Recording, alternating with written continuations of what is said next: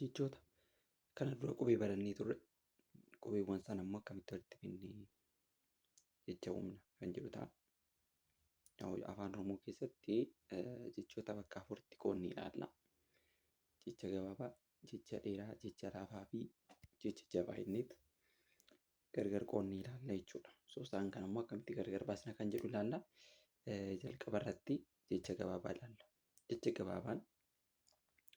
Jechi gabaabaan jecha dubbachiiftuu lama qofa qabu. Kana jechuun dubbifamaa tokko biratti dubbachiiftuun tokko qofti yoo dhaabbate jecha gabaabaa jennaan jechuudha. Fakkeenya lafa. Jechi lafa jedhu laa biratti a tokko qofa dhaabbateera, faa biratti immoo a tokko qofa dhaabbateera. Kanaafuu laa aan maal jennaa? Laa jenna. Faa'aan immoo faa. Kanaafuu jira kana lamaan gaafa walitti idaanu lafa jennee lafa keenyaa jechuudha. Fakkeenya lammaffaa laga. Laa laa jenna. Gaa immoo gaa jenna. Kanaafuu jira kana lamaan gaafa walitti idaanu laga jenneetu lafa keenyaa jechuudha. Kanaafuu isaawwan kun jechoota gabaaboodha. Itti dabaluu dandeenya fakkeenya biraa. Fakkeenyi itti aanu tole. Taa'oodhaan too jennee dubbisna.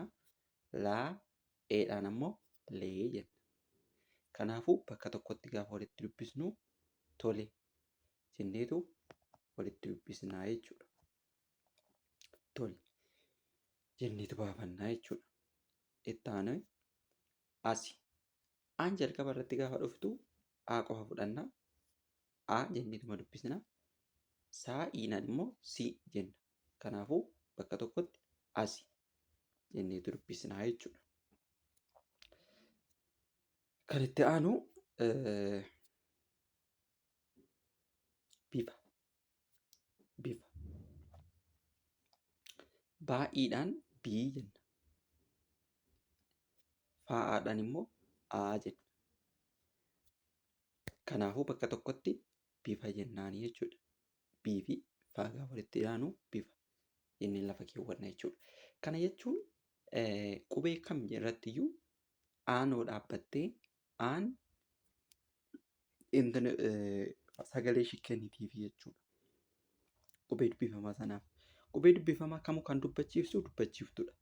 Dubbachiiftuun bira hin jiru taanaan dubbifamaan kamuu dubbifamuu hin danda'u jechuudha. Jecha ta'uu hin danda'u. Dubbachiiftuun qabu taanaan.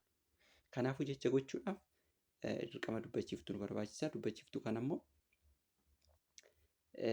akka isaan jiranitti jechuudha. Akka dubbachiiftuu sanaatti sagalee kenninee fi sagalee sanaan barsiisaa deemnaa, dubbisaa deemnaa jechuudha. Fakkeenyaaf lafa kan jenne irratti a gaafa kenninuuf laa ta'ee jechuudha. Laa ta'e faa birattis a sila kennineef faa jennee dubbisne.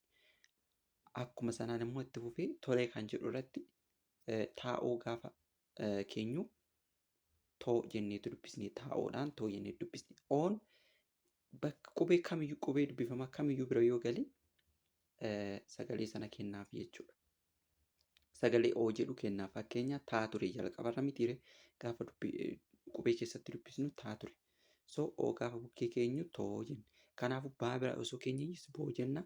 Caa bira osoo keenyis coo jenna jechuudha. Inni akkasitti. Itti aanee ammoo lee jenna. Tole kan jedhu keessatti toleedha kan ilaalaa jirru. Laa'eedha. Laa'eedha. Innaa lee jenneen. Kanaafuu dubbifamaa kan bira yoo keenye laa'ee kanaan lee jennee dubbisnaa jechuudha. Fakkeenya baa biroo keenye bee jenna. Caa biroo keenya immoo cee jenna. Daa biroo keenyas dee jenna. Faa biroo keenyas fee jennee akkasitti dubbisnaa jechuudha.